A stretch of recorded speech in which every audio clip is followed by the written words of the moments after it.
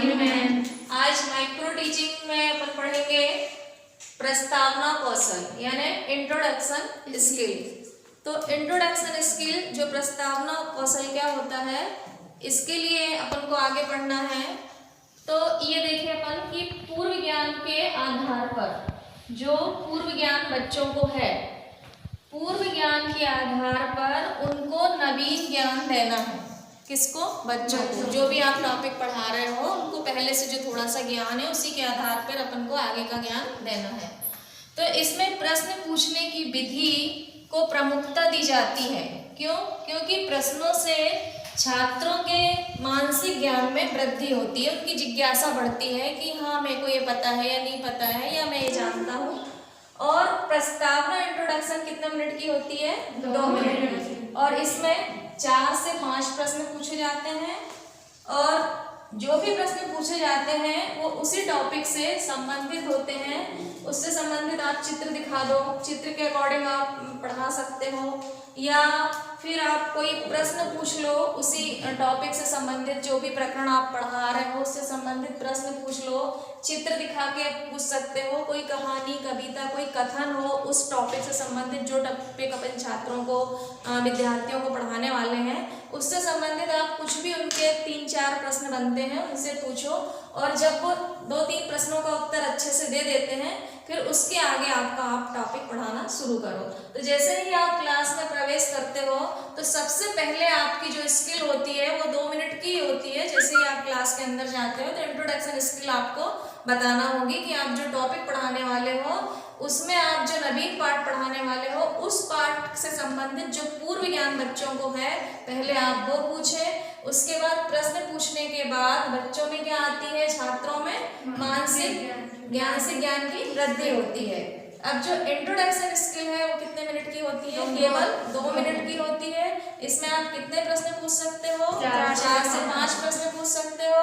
और जो भी प्रकरण या टॉपिक आपको पढ़ाना है, जो भी पाठ आप सब्जेक्ट से संबंधित जो भी पाठ पढ़ाना है उससे संबंधित आप प्रश्न पूछ लो, या कोई चित्र दिखाकर प्रश्न पूछ सकते हो, या कोई कथन, कहानी, कविता या कुछ भी उस टॉपिक से संबंधित पहले आप उनसे पूछो और उसको पूछने के बाद आपके नए पाठ की शुरुआत करो, है ना। ये है प्रस्तावना स्किल।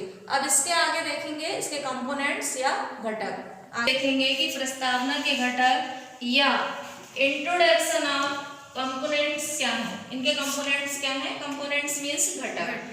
तो प्रस्तावना स्किल में अपन ने देखा कि पूर्व ज्ञान क्या, जब भी आप कोई टॉपिक शुरू करते हो, नया पाठ पढ़ाना शुरू करते हो तो उस पाठ से संबंधित आपको पूर्व ज्ञान के कुछ प्रश्न पूछना है, ठीक है। आगे उचित श्रृंखला स्टेप बाय स्टेप, एक के बाद एक आपको पढ़ाते जाना है, बताते जाना है और बच्चों से प्रश्न पूछना है ताकि उनके मानसिक स्तर में वृद्धि हो। आगे उद्देश्य एवं सहायक सामग्री।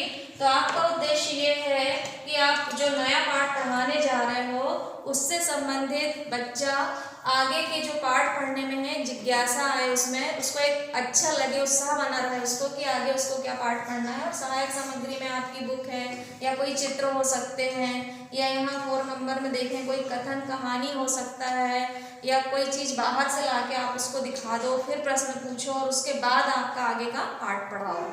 इसी तरह प्रस्तावना अवधि इसकी कितनी होती है? 2 मिनट की होती है। और विद्यार्थियों में इससे क्या होती है? रुचि उत्पन्न होती है कि आगे अपन को ये वाला पाठ पढ़ना है और इसके विषय में तो मेरे को आता है, ठीक है। अब आगे इसकी एक पूरा टेबल देखेंगे कि अपन किस तरह से इसको प्रश्न पूछे जाते हैं। कोई भी पूर्व ज्ञान में आपको क्या पढ़ाना है, प्रस्तावना स्किल कैसी होती है, इसके लिए अपन एक टेबल के थ्रू एक पूरा माइक्रो सूक्ष्म शिक्षण जो है, माइक्रो टीचिंग का जो इंट्रोडक्शन स्किल है या प्रस्तावना स्किल है, इंट्रोडक्शन स्किल, इसकी एक पूरा टेबल बना के अच्छे से समझेंगे कि ये क्या चीज़ है और कैसे बनाई जाती है और कैसे पूर्व ज्ञान बच्चों से पूछा जाता है और कैसे ये आगे टॉपिक पढ़ाते हैं, ठीक है। तो अब आगे अपन देखते हैं ना सूक्ष्म शिक्षण कैसा होता है, ठीक है। तो सबसे पहले आपका आएगा छात्र अध्यापिका का नाम। यदि आप गर्ल्स हैं तो छात्र अध्यापिका का नाम आप अपना लिखेंगे, बॉयज हैं तो अपना नाम लिखेंगे, ठीक है।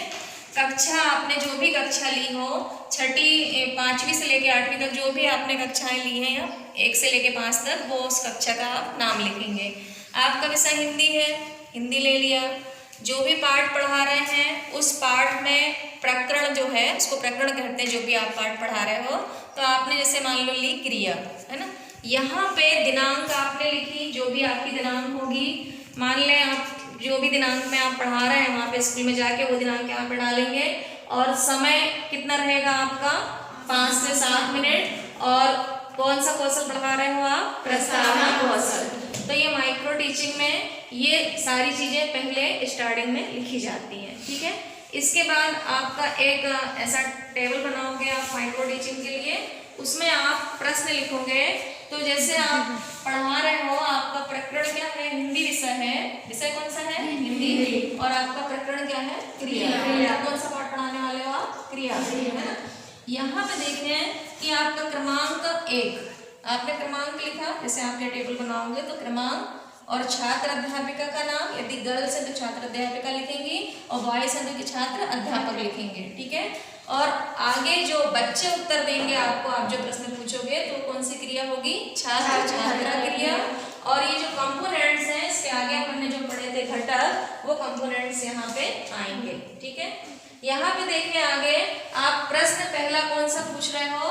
जैसे यहाँ पे देखिए आप प्रश्न पूछ रहे हो कि राम क्या करता है। आप ये प्रश्न किससे पूछ रहे हो? बच्चों से पूछ रहे हो कि राम क्या करता है। बच्चों को पता है राम क्या करता है? लिखता है। बच्चों को पता है कि राम लिखता है, तो वो कौन सा ज्ञान है? पूर्व ज्ञान।